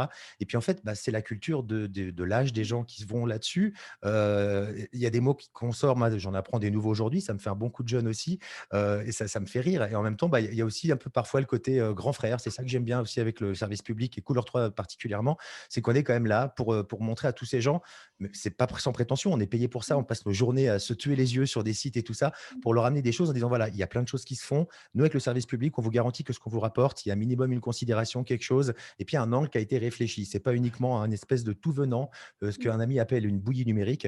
On essaie de pas faire de la bouillie numérique, ou au moins on met un petit peu de vinaigre balsamique sur le bord de l'assiette, quoi. C'est un petit peu ça, le service public, ce que j'apporte. Et puis après, c'est oui, ancré, géolocalisé. Typiquement, parler d'un jeu, c'est super, mais expliquer qu'il est chinois ou qu'il est américain, mais qu'il y a 51% des parts qui appartiennent à des Chinois, ça parle à tout le monde. Quand on parle d'argent, c'est aussi ça qui a ouvert l'e-sport et qui l'a démocratisé. C'est les sommes annoncées par ces enfants qui reviennent à la maison avec des millions de dollars sur les comptes. Pareil, pour ça, je remercie Fortnite, même si pour moi, au même titre que Sony a trop démocratisé et aplati le jeu vidéo, Fortnite a démocratisé le jeu vidéo. Il y a énormément d'universités, enfin pas d'universités, mais des académies de jeux vidéo qui disent c'est incroyable le nombre de parents qui viennent avec des enfants aujourd'hui. Et pour ça, je remercierai jamais Unreal, les gens auxquels je jouais il y a plus de 20 ans, qui ont créé l'Unreal Engine et qui font aujourd'hui Fortnite. Voilà, c'est un drôle de marché, quoi. Mais en tout cas, je pense que pour le service public, on a vraiment une carte à jouer et un cadre à donner. C'est ce que Nicolas disait tout à l'heure, le cadre. Ça, mine de rien, l'église au milieu du village, parfois, c'est pas plus mal qu'il y en ait une avec un bon vieux clocher qui tape de temps en temps pour rappeler que on le voit à chaque fois qu'il y a un gros événement, bah, on va plutôt sur les canaux officiels, les canaux nationaux. Voilà, quand je suis énervé, je dis que c'est les moins pires. Donc alors, on va essayer de faire la jonction justement. On voit qu'il y a des évolutions dans la couverture des médias, évolution dans les pratiques, etc. Et ce qui est intéressant, si on fait la jonction par rapport à tout début, on sent qu'aujourd'hui, donc, on a cette fine ligne entre la compétition intense, les grands événements qui sont plus ouvertes. Comme tu disais aussi, je crois que c'était Noël qui parlait pratiquement de entertainment, en fait, du e-sport. Et on arrive avec moins de jeux hardcore, mais plus sur le côté de stream en live, de contenu peut-être plus autour de défis et de quelque chose de beaucoup plus léger avec des discussions. Sans compter évidemment aussi l'entrée massive de marques. Ce sera intéressant maintenant justement de voir, faire cette projection sur le e-sport de demain. Et notamment, on en a un tout petit peu abordé au début, on voit qu'il y a quand même des jeux compétitifs beaucoup plus accessibles, plus démocratiques, on va dire démocratisés, comme Among Us ou Fall Guys. Et pour moi, c'est un petit peu d'avoir votre vision. Alors, je ne dis pas de sortir la boule de cristal, mais de se dire quels seront donc justement les futurs jeux d'e-sport de demain, quelle évolution on peut attendre. Donc, par exemple, je ne sais pas, Maxime ou même Stéphane, vu que vous êtes quand même pas mal aussi orienté sur les questions de développement technologique. C'est un peu ça. Est-ce que vous avez un peu une perception par rapport à ces futurs jeux? Je pense que c'est... Si je peux me permettre, cette question, elle est assez intéressante parce que dans le chat, on nous pose la question de qu'est-ce qu'on pense du futur développement des jeux vidéo. La question exacte est... aujourd'hui, celle-ci revient par là... est-ce qu'aujourd'hui, un jeu qui n'a pas de multijoueur, qui n'a pas de prétention, on va dire e-sport, peut réussir dans l'industrie vidéoludique? L'e-sport n'a-t-il pas bouleversé la manière de créer son jeu, notamment pour les développeurs? Et du coup, voilà, je pense que ça répondra un peu à la question. Alors, moi, je pense qu'il y a deux choses différentes. Je pense que c'est difficile de savoir quel jeu sera... on verra dans ces prochaines années, dans le sens où, pour moi, les jeux qui actuellement marchent le mieux au niveau e-sport, c'est Counter-Strike Go et League of Legends. Et le premier a 20 ans, le deuxième en a 10. Et ça reste des jeux qui marchent extrêmement bien et où les stats, en tout cas au niveau du nombre de viewers, ça ne descend pas. Et donc, je pense que voilà, il y a plein de jeux tous les nouveaux jeux qui sortent, souvent, ça sort. Il y a une scène e-sport pendant 2, 3, 4 ans. Et puis après, gentiment, ça baisse. Alors après, moi, je pense que c'est impossible de savoir quel jeu sera joué demain. On pense notamment à Fortnite qui est un peu sorti de nulle part et qui a fait des millions et des millions et des millions de joueurs. Et voilà. Et puis maintenant, c'est en train de redescendre gentiment. Et puis voilà. Après, je pense que par rapport à la question de est-ce qu'un jeu a besoin d'avoir un multijoueur pour marcher, je pense que non. Enfin, je pense qu'il y a encore des jeux qui ont que des jeux solo et qui marchent et qui sont quand même streamés et qui sont quand même vus. Alors après, c'est clair que il y a moins cet engouement et puis ce fait que voilà, il y a des compétitions et du coup, tout le monde peut se représenter, enfin être représenté par une équipe ou se sentir appartenir à une équipe et puis défendre un peu ce point de vue-là. Et ça, je pense que c'est hyper important en tant qu'être humain. Et je pense que c'est quelque chose qui fait en sorte que ça marche. Mais après, pour moi, il n'y a pas besoin qu'il y ait de multi pour qu'un jeu marche. Puis notamment au niveau de la VR ou même des jeux vidéo. Alors, je sais que c'est le mot un peu interdit, la question du mobile. Est-ce que c'est aussi là, il y a une autre porte d'entrée ou une autre porte d'opportunité en fait pour le e-sport? Pas un mot interdit, hein. Je crois que Fortnite rapporte plus sur smartphone que sur console. Hein. Non, alors je pense que de loin pas. Enfin, alors comme en plus, il y a eu aussi une émission sur RTS Sport le mercredi avant à 17h aussi qui est que justement sur les jeux mobiles. Et moi, je trouve que c'est hyper important et je pense que ça va prendre aussi de plus en plus d'ampleur. Comme le disait Stéphane avant, tout le monde a dans sa poche la possibilité de jouer. Et tout le monde joue à un moment ou à un autre. Et c'est quelque chose qui, même si on n'en parle pas encore beaucoup, c'est quelque chose qui existe et qui va se démocratiser de plus en plus, avec la démocratisation du e-sport au sens plus général, mais ça va faire partie, ça va être une catégorie et ça va être quelque chose qui va arriver à un moment ou à un autre, à mon avis. Ce qu'on voit, pour reprendre aussi une question du chat, c'est qu'il y a certains jeux qui sont développés dans l'esprit e-sport, mais c'est généralement et souvent des jeux d'opportunistes. C'est des gros studios qui essayent de se dire on va aller croquer un peu d'e-sport parce qu'il y a des bon argent à se faire. Et on prend l'exemple de Rocket League. Rocket League, c'était des types qui ont fait un jeu de foot avec avec des voitures. Puis aujourd'hui, c'est un des jeux les plus joués aussi. Il y a carrément des compétitions. Alors je sais pas, tu as raison Maxime, si on en parlera encore dans 10 ans, parce qu'effectivement Counter-Strike et League of Legends ont marqué leur temps, au même titre que StarCraft, pour reprendre Nicolas, qui est encore aujourd'hui, on espère parfois son retour. Mais oui, au final, il y a 2-3 grosses colonnes qui tiennent un peu toute l'architecture. Et puis, c'est ça qui est bien aussi, c'est ça qui est rassurant. C'est que même si les algorithmes font le travail de curation de jeunes, 15-25, ils aiment les baskets roses et ils mangent du McDo, ça, ils n'arrivent pas encore à l'attraper. Ça, ils ne savent pas si demain on vient avec le POG 2.0, il y en aura plein les cours d'école. Et puis, il n'y a aucun algorithme qui l'a encore trouvé ça. Et pour les jeux vidéo, c'est pareil. Mais les jeux qui sont faits dans l'esprit de séduire, généralement, ils sont assez mal reçus par la communauté. Ouais, c'est ce que j'ai l'impression aussi, c'est que généralement, les jeux qui ont été vraiment visés e-sport ou qui ont été faits pour le e-sport, généralement, ça marche 2 semaines et ça disparaît assez rapidement.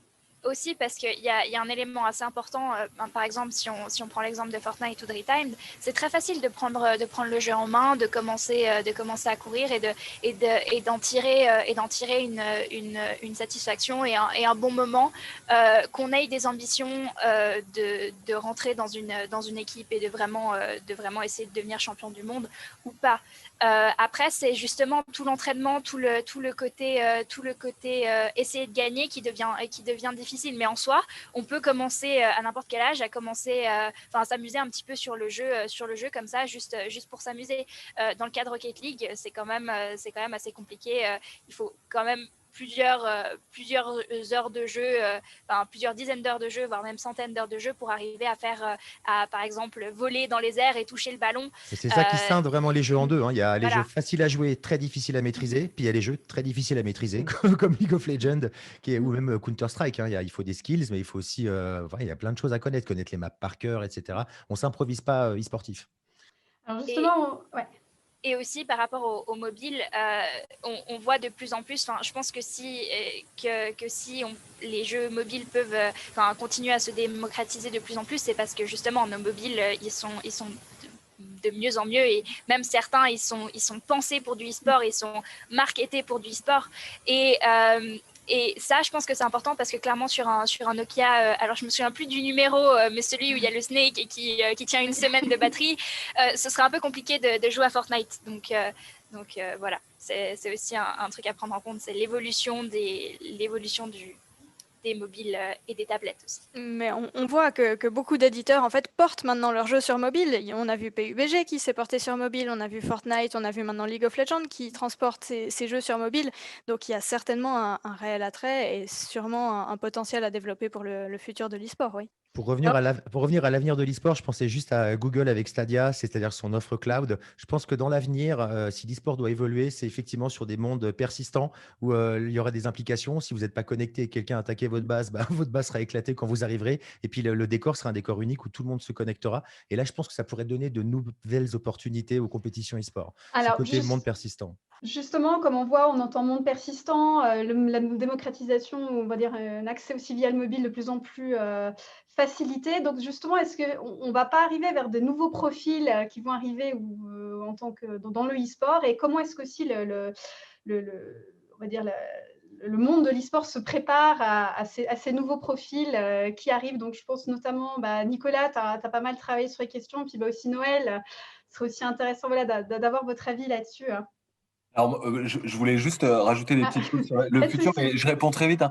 Mais donc bien évidemment, bien malin qui sera capable de dire quel sera le prochain jeu, et ça a été très bien rappelé par Maxime, Fortnite est arrivé un peu sorti de nulle part, et puis on le voit bien, les communautés font le choix finalement des jeux sur lesquels elles ont envie de se projeter et de passer du temps.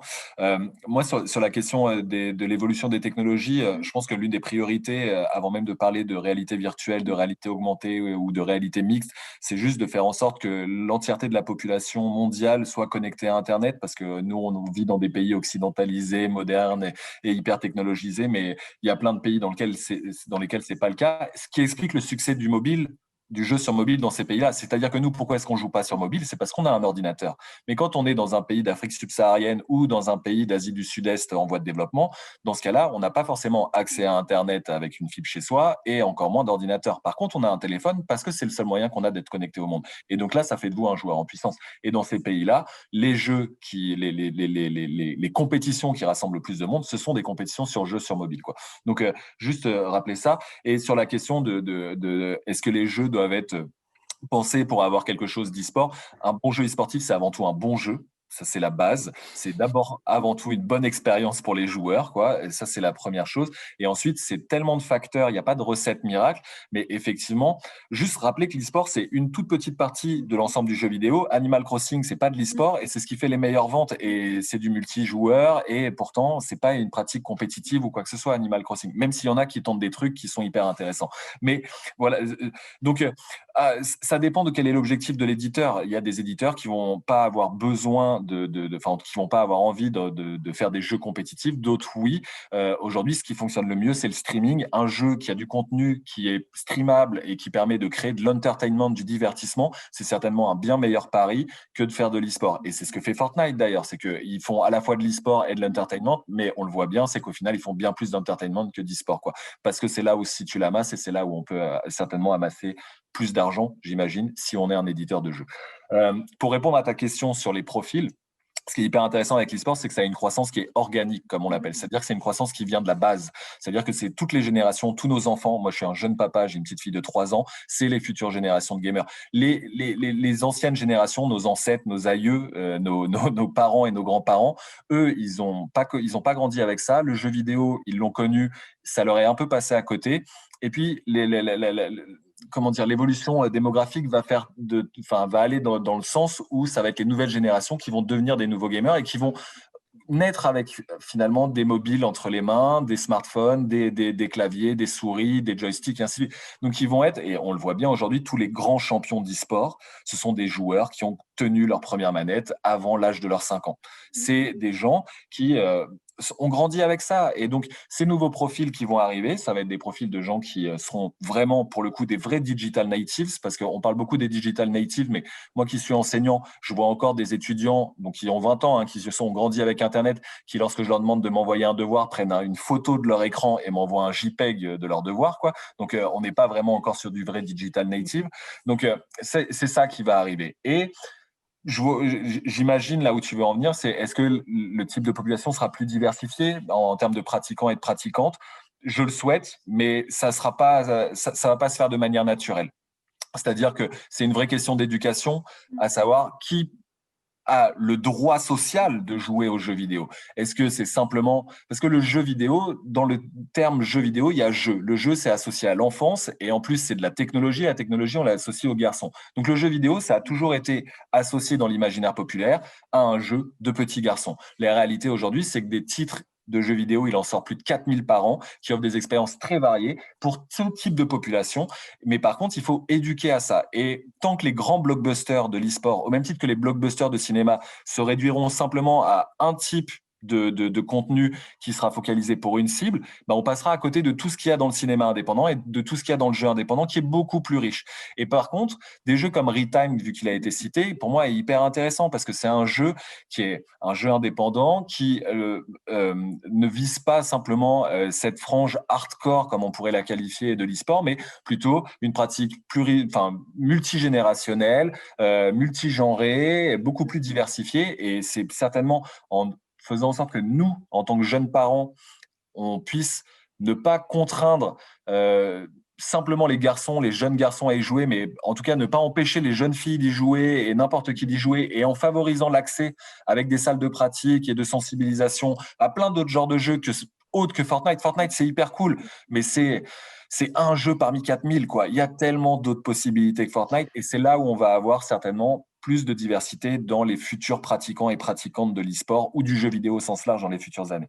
Alors, ça fait justement un très très bon écho à deux questions que je vais merger en un, qu'on a trouvé dans le chat, notamment la question de l'éducation numérique à l'école, et puis justement comment est-ce qu'on peut intégrer l'e-sport dans les formations aux écoles, aussi au niveau supérieur. Donc, ça peut aussi faire le lien par rapport aux questions universitaires. Donc, c'est un petit peu de savoir est-ce qu'il y a aussi un rôle dans les écoles en tant qu'institution à jouer dans cet écosystème d'e-sport. Oui, moi je suis persuadé, je vais pas m'étaler, mais bien évidemment, je pense que les institutions scolaires participent à l'éducation des enfants et qu'ils ont un immense rôle dans la socialisation des enfants avec l'environnement familial, et l'environnement scolaire en fait partie.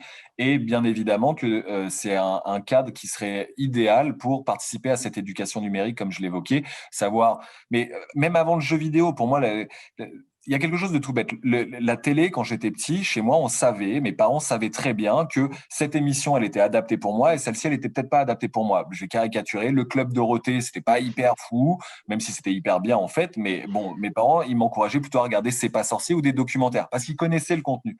Aujourd'hui, sur YouTube, les parents, ils ne savent pas ce qu'il y a. Et donc, les parents, ils savent clairement pas, en fait, ce que regardent leurs enfants, avant même de parler du jeu vidéo. Et c'est la même chose ensuite avec le jeu vidéo. Combien de parents sont aujourd'hui encore ignorants ou méconnaissent les systèmes de classification et de conseil des âges? C'est tout bête.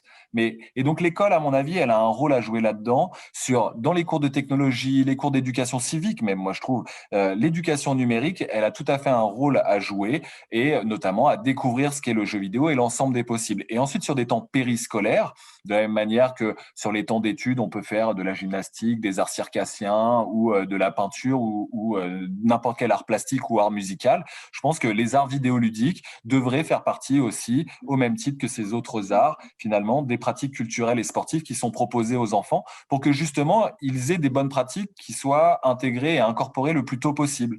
Et ça éviterait déjà, ça leur montrerait que c'est possible. C'est-à-dire, les petites filles, elles pourraient enfin se dire, mais moi aussi, j'ai le droit de jouer à Fortnite. Ça, c'est cool. Déjà, c'est un premier truc. Et ensuite, peut-être que les petits garçons, ils se diraient, je vais peut-être arrêter d'embêter la petite fille qui joue à Fortnite. Et donc, plein de bonnes pratiques comme ça. Et peut-être que je vais pas jouer 6 heures d'affilée à Fortnite et je vais peut-être faire des pauses toutes les 2 heures. Je vais prendre une demi-heure, je vais faire un autre truc et ensuite, je reviens jouer. Voilà, plein de choses comme ça où, à mon avis, le système scolaire a plein de rôles à jouer. D'ailleurs, ça, c'est une question sur laquelle on est en train de travailler à la Fédération suisse. Alors, pour l'instant, je ne peux pas encore divulguer beaucoup d'informations là-dessus, mais en tout cas, c'est une question sur laquelle on travaille. Et d'ailleurs, la Swiss Made Games League, alors, on aimerait faire ça dans les écoles, mais bon, actuellement, avec la situation actuelle, c'est un peu compliqué. Mais on organise, on a déjà fait ça quelques fois, dans des entreprises, justement, des petits tournois. On vient avec notre jeu un peu en mode team building. Et justement, on aimerait bien pouvoir aussi faire ça dans les écoles. Donc, Donc voilà, mais en tout cas, de manière plus globale, c'est un sujet sur lequel la fédération travaille. C'est en train de changer. Hein. C'est évident que c'est en train de changer. J'ai 2-3 indices qui me viennent. J'ai déjà toutes les universités qui s'y mettent. J'ai déjà plein d'académies qui se mettent en place. Je sais qu'au niveau fédéral aussi, on s'intéresse à la loi sur les jeux vidéo. Et puis que c'est pas des vieilles idées qui sortent les poussières qui ressortent. C'est plutôt des gens qui sont concernés, qui sont dans le match, comme on dit. Donc voilà, je pense que, et comme disait Nicolas tout à l'heure, moi j'ai mon ami, il joue à Destiny avec ses 2 filles qui ont 14 ans et 12 ans. Puis ils font des parties à 3 pour farmer, pour avoir des points. Ça fait partie du truc aujourd'hui. Voilà, je pense qu'on a 1 à 2 générations qui seront malheureusement sacrifiées, de parents qui sont largués avec l'iPhone du gamin, etc. C'est aussi c'est hermétique, mais c'est une histoire de curiosité aussi. Et c'est vrai qu'on s'est tous pris un peu cette nouvelle génération, ces nouvelles technologies en pleine poire. Et il a fallu l'intégrer dans le quotidien. Donc je comprends qu'il y ait des parents largués. Alors justement, est-ce que c'est aussi un rôle à la fois des médias plus traditionnels aussi de jouer comme relais d'éducation aux médias aussi, et donc aussi l'éducation aux médias numériques. Ça, c'est aussi une question, est-ce qu'il y a peut-être pour Noël, est-ce qu'il n'y a pas, et puis aussi Maxime, en tant qu'organisateur d'événements, est-ce qu'il n'y a pas aussi une certaine responsabilité des streamers ou des organisateurs de compétition aussi de sensibiliser ou de faire ce travail aussi de fond d'éducation, entre guillemets, numérique? Pour moi, même en plus des streamers, et toutes les associations, toutes les personnes impliquées en fait dans l'e-sport d'une manière ou d'une autre ont une certaine forme de responsabilité de montrer, de démocratiser la pratique, de l'expliquer, de la rendre accessible aussi aux médias pour que les médias puissent ensuite faire le relais au grand public. Parce que si les médias comprennent pas ce qui est en train de se passer, ils vont pas le relayer. C'est évident. Donc il y a un rôle vraiment décisif aussi de la part de nous tous qui sommes impliqués dans l'e-sport de manière très diverse. C'est notre rôle de rendre la chose accessible, de vulgariser. On a vu ce week-end, il y a eu la finale des Worlds de League of Legends et Red Bull notamment a pris le parti de streamer en fait cet événement avec un point de vue très vulgarisateur pour les gens qui ne connaissent pas du tout le jeu. Et ils ont fait toute une mise en place de stream accessible à tout le monde, à tout un public qui ne connaît pas. Et je pense que voilà, ça fait partie de notre responsabilité aussi de rendre le tout plus accessible, oui, plus compréhensible au grand public, aux parents, aux autorités, aux médias et à tout le monde.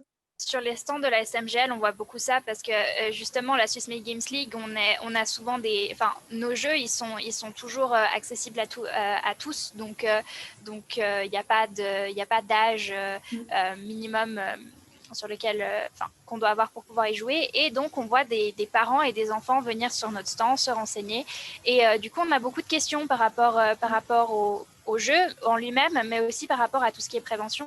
Quand j'étais encore à Geneva eSport, on avait beaucoup aussi ça, quand on avait des stands, on répondait volontiers aux questions des parents. Souvent la question c'était est-ce que le jeu il est violent?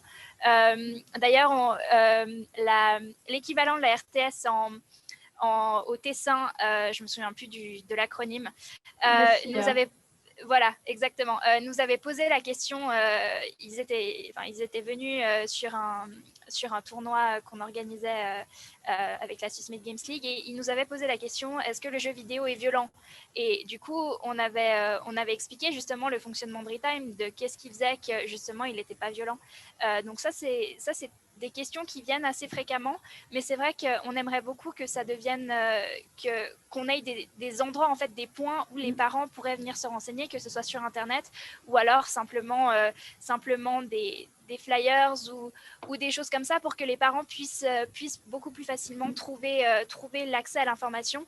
Parce qu'un parent qui est déjà un événement où il y a des jeux vidéo, c'est un parent qui a déjà fait le premier pas. C'est le psychologue Niels Weber qui, au début de ses conférences sur Fortnite, remercie toujours les parents d'avoir fait le premier pas, d'être venus à cette conférence. Et ce qu'on aimerait pouvoir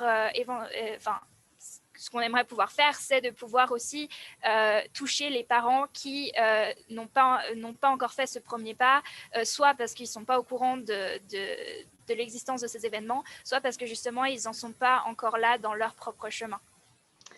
Alors, À ce titre, peut-être on peut juste rappeler que il y a des associations qui font ça. En France, on a Pédagogeux, donc pédagogie et jeu, Pédagogeux, qui est un collectif qui rassemble à la fois les pouvoirs publics, les éditeurs de jeux et des associations de familles et de parents et des psychologues cliniciens, spécialistes du numérique et ainsi de suite. Et sur leur site, vous avez énormément de FAQ, comme on appelle ça, donc toutes les questions que peuvent se poser les parents. Eh bien, le site Pédagogeux tente d'y répondre. Et il y a aussi des fiches. Ils sont présents généralement sur la plupart des événements en France. En Suisse aussi, ouais. Mais c'est fou de se dire qu'on parle d'une discipline où d'un seul coup, c'est comme si quand il y a une rencontre de VTT, il y a toujours une petite tente pour dire alors oui, ils vont se faire mal peut-être, hein, ça risque d'arriver, attention, hein.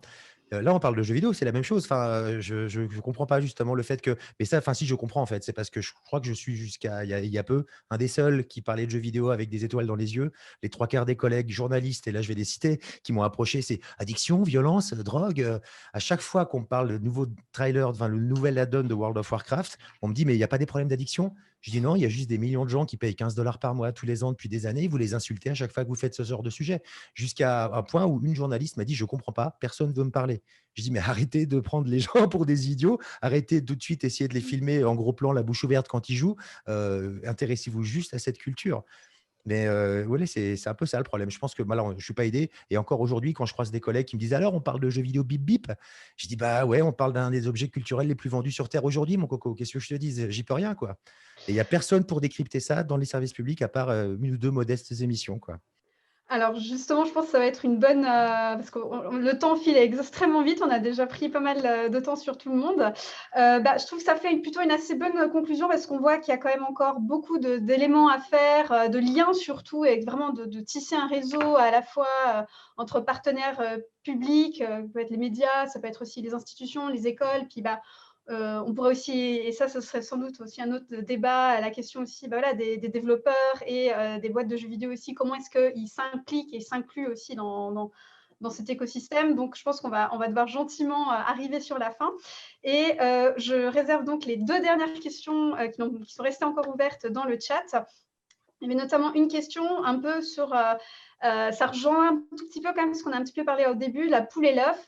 En fait, finalement, qui pourrait en fait faire ces investissements à un niveau local? Est-ce que ça reviendrait plutôt aux institutions publiques? Est-ce que ça devrait être les éditeurs? Est-ce que ça doit être aussi des associations de gamers en général pour justement dénicher les futurs talents de demain? Parce qu'en plus, spécificité suisse, on sait que c'est quand même très compliqué de mettre en place on va dire une professionnalisation du sport. Donc aujourd'hui, qui doit, on va dire, soutenir cette relève?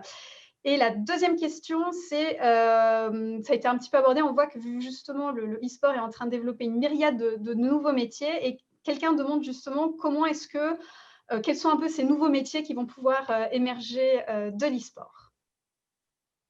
Ah bah déjà caster, streamer, déjà ça.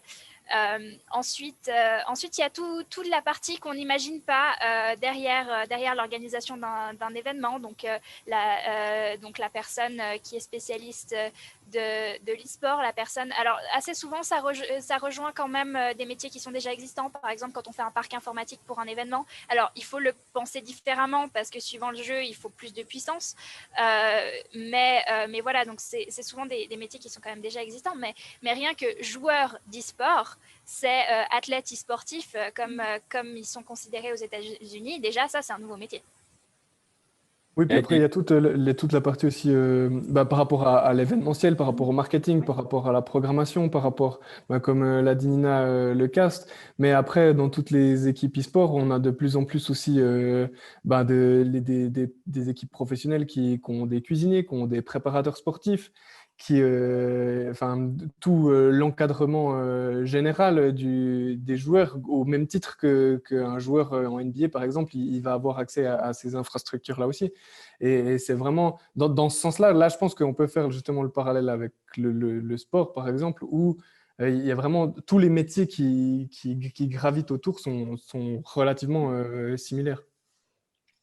Oui, il y a une multitude de métiers. C'est des staffs techniques autour des joueurs, la gestion d'une équipe. Ces équipes, elles participent à des événements. Donc, tout ce qui concerne l'événementiel, ces événements, ils sont organisés avec du matériel technique, donc tous les métiers techniques, de l'ingénierie réseau et ainsi de suite. Ces événements, ensuite, on communique dessus. Donc, tout ce qui concerne les métiers de la communication et notamment la communication numérique. Et puis, on les vend. Donc, tout ce qui concerne le La marketing. traduction, je ne prêche pas du tout pour ma paroisse.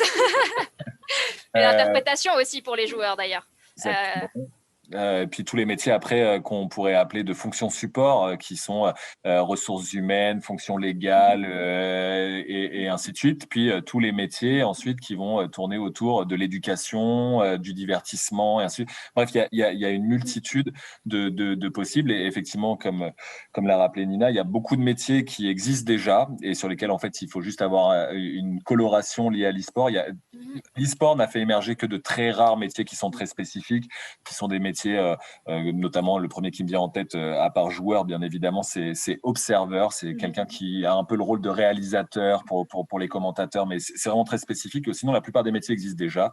Donc, il y a plein en tout cas, quel que soit le champ éducatif dans lequel vous vous situez sur vos études supérieures, vous pouvez complètement finalement poursuivre dans ce que vous faites et venir le colorer au fur et à mesure, soit par une pratique bénévole au sein d'associations ou en venant vous spécialiser sur des modules qui vous sont proposés. Mais voilà, gardez votre ligne sur vos métiers et vous pourrez toujours intégrer l'e-sport. Et pour répondre à la première question sur qui de l'œuf ou la poule, là, la question elle est un peu tarabiscotée. Mais de manière générale, ce qu'il faut bien comprendre, c'est que pour faire émerger des talents, il faut qu'il y ait un environnement qui puisse permettre de faire émerger ces talents. Dans le sport, il y a les sports, en tout cas les fédérations ont des missions de délégation par rapport au ministère et le ministère met en place à la fois un parcours très clair qui va de l'amateurisme jusqu'au très haut niveau en passant par des centres de formation, des pôles France, enfin des pôles de très haut niveau et ainsi de suite. C'est effectivement ce qui manque dans l'e-sport. Pourquoi ? Parce que ça, on n'en a pas parlé, mais la structuration de l'e-sport depuis une dizaine d'années, elle se passe de manière ce qu'on appelle top-down, c'est-à-dire elle commence d'abord par le niveau professionnel et international pour aller vers l'amateurisme et le niveau local. Donc League of Legends, les premiers championnats, c'était des championnats du monde en 2011. Ensuite, ils ont fait des championnats continentaux à partir de 2013. Là, ils font des championnats nationaux depuis 2018 et ils commencent à faire des championnats universitaires. On est en train petit à petit d'aller de l'international vers le local et du professionnalisme vers l'amateurisme. Alors que le sport, c'est tout l'inverse. Le sport, c'est construit bottom-up. On a commencé par créer des petits clubs associatifs qui sont réunis en sein de comités départementaux, de ligues régionales, puis ensuite de fédérations nationales, de fédérations internationales et d'associations de fédérations internationales. Donc, c'est pour ça que toute cette structuration pyramidale, elle s'est construite par la base avec le sport et que dans l'e-sport, toute cette base, elle est hyper éparpillée, morcelée, comme tu l'as dit en début de séminaire, je ne sais pas comment appeler ça, bref, éparpillé, fragmenté et ainsi de suite. Et les éditeurs ont aussi un rôle, bien évidemment, à jouer là-dedans, c'est-à-dire venir structurer leur écosystème au niveau local. La grande difficulté de la Suisse, par exemple, c'est de ne pas avoir finalement beaucoup d'éditeurs de ces grands jeux e-sportifs qui soient présents sur le territoire pour structurer l'écosystème local. Et la Suisse est souvent rattachée à l'Allemagne de mémoire sur les plus grandes ligues. Ou à la France. Ça Ça dépend. Et donc, comme on est tout petit, c'est souvent, ils nous disent « Ah non, mais vous êtes trop petit, donc on ne va pas vous donner les droits pour certains jeux. » Donc ça, c'est compliqué. Ça, c'est un peu exactement. compliqué. Donc, les éditeurs ont leurs responsabilités, les pouvoirs publics ont leurs responsabilités, les équipes et les associations ont leurs responsabilités aussi là-dedans. Bref, pour moi, tous les acteurs, toutes les parties prenantes de cet écosystème sont responsables. Un grand pouvoir implique de grandes responsabilités, forcément, mais les éditeurs ont un énorme pouvoir vu que ce sont eux les régulateurs de leur jeu et donc ils ont énormément de responsabilités, tout comme les streamers qui sont des influenceurs d'opinion ont énormément de pouvoir et donc ils ont une grande responsabilité, tout comme les équipes internationales ont un énorme pouvoir et elles ont une grande responsabilité, tout comme les gouvernements ont énormément de pouvoir institutionnel et ont une grande responsabilité. Voilà, Eh ben, je crois que ce sera un très très beau mot pour la fin qui résume aussi bien, on va dire, l'air ambiant. En tout cas, merci infiniment Noël, Nicolas, Maxime, Stéphane, Nina de votre implication et puis surtout pour ces apports et ces insights vraiment riches. Et on voit qu'on pourrait encore en parler. On a déjà débordé quasiment d'une demi-heure. Donc voilà, on voit que le sujet est encore très vaste, c'est encore très clos. Il y a plein de choses qu'on n'a pas encore pu parler, même la question légale qui est quand même très très forte, la relation avec les éditeurs, et puis aussi la question universitaire. Nicolas, vu aussi en tant que comment la recherche peut aussi répondre à toutes ces questions, parce que c'est aussi un acteur qui est en train d'émerger. Puis aussi Nina sur les questions justement d'arbitrage.